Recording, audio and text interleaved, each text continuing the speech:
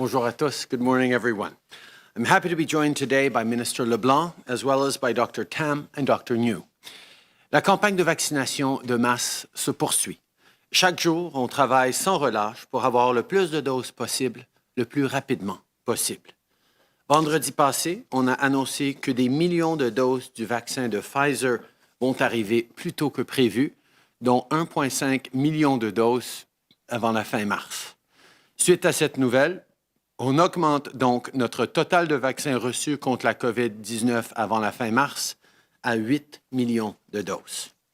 Je sais que ça fait beaucoup de chiffres et de calculs, mais l'important, c'est ceci. La vaccination s'accélère de façon significative. Il y a de plus en plus de gens qui reçoivent leur vaccin, incluant beaucoup de parents et de grands-parents que vous avez hâte de revoir.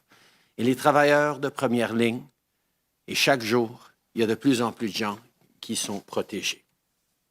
Right now, across the country, we're getting vaccines to Canadians. We now have 4 vaccines approved by independent regulators in Canada, more than any other country. Again, you can count on the fact that any vaccine approved in Canada is both safe and effective. Last week, we received almost 1 million doses of COVID-19 vaccines. This week, we're getting another million. And before the end of this month, we will have received a total of 8 million doses of COVID-19 vaccines. On the 500,000 AstraZeneca vaccine doses delivered from the Serum Institute last week, these shots are being distributed to provinces as we speak. More and more people are getting vaccinated every day. That means more grandparents, healthcare workers, and vulnerable people are now safer. Our top priority is to get you your shot as soon as possible. No one will be left behind. Just take Myrtle from Kanawake, Quebec. She's 90 years old and was the first elderly person living at home in Kanawake to receive a vaccine. For Myrtle and her family, getting her shot was a big moment because now she'll be able to tell her sons who call every Sunday that she is safer. La dernière année n'a pas été facile, mais malgré tout, c'est important de se rappeler qu'on a des raisons de rester positif.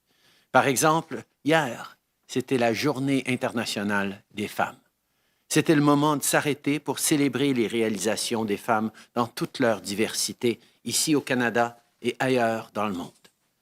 Malheureusement, c'était aussi le moment de se rappeler que les conséquences de la pandémie ont été plus prononcées pour les femmes et les filles. On ne peut pas laisser cette crise faire reculer tous les progrès sociaux et économiques acquis par les femmes depuis tant d'années. Pour rebâtir en mieux, il faut que la relance économique puisse profiter à tout le monde. Yesterday, Deputy Prime Minister Freeland announced the creation of the Task Force on Women in the Economy.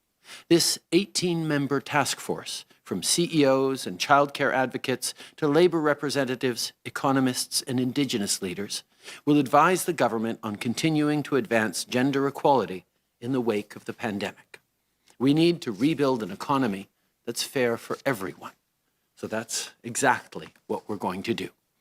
Of course, this is just one part of the equation. After all, it's almost impossible to get, let alone keep, a good job without a roof over your head. Everyone deserves a safe and affordable place to call home. Yesterday, the federal government partnered with the government of British Columbia to announce a $517 million housing benefit investment over 10 years.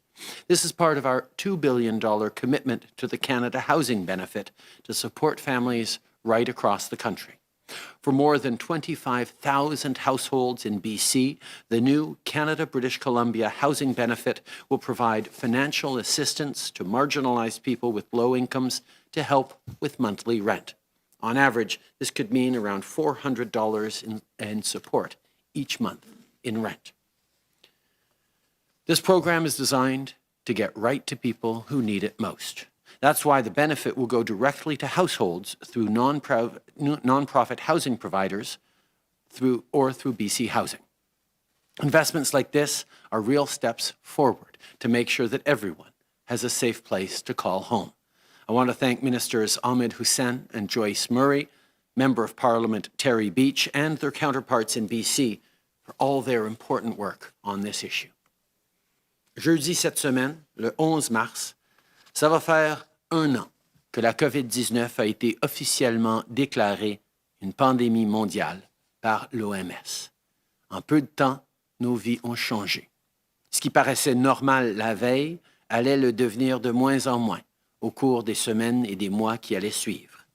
Cette semaine, on marque 1 mois que vous faites des sacrifices. À tous les Canadiens qui font des efforts petits et grands, je veux vous dire merci. Je sais que c'est pas facile. C'est le genre de crise qui arrive seulement 1 fois par siècle. On va s'en sortir en étant unis et en continuant de travailler ensemble. On fait du chemin depuis l'année dernière et il en reste beaucoup à faire, mais on va finir par vaincre la COVID-19.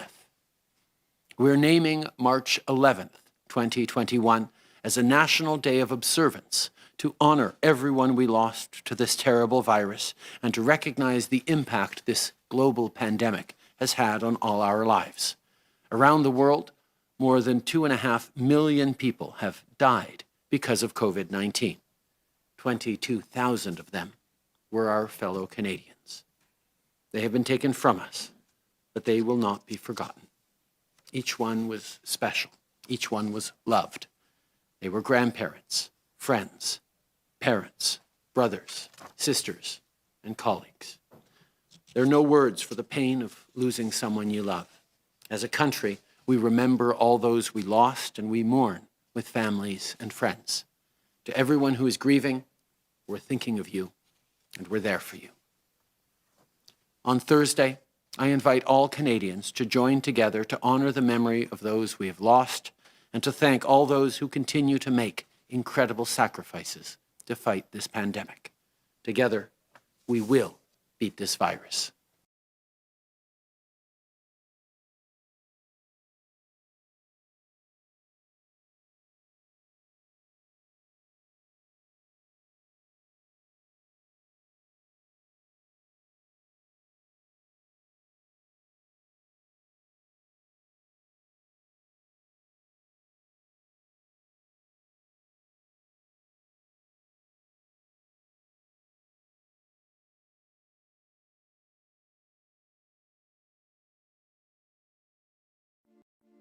During this uncertain time, we're doing our part.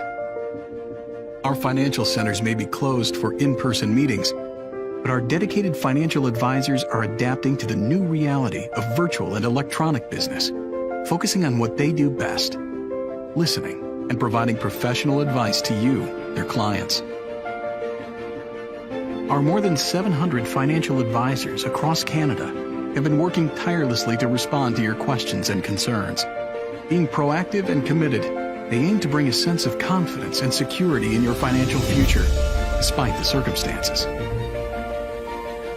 Our financial advisors are here for you, now more than ever.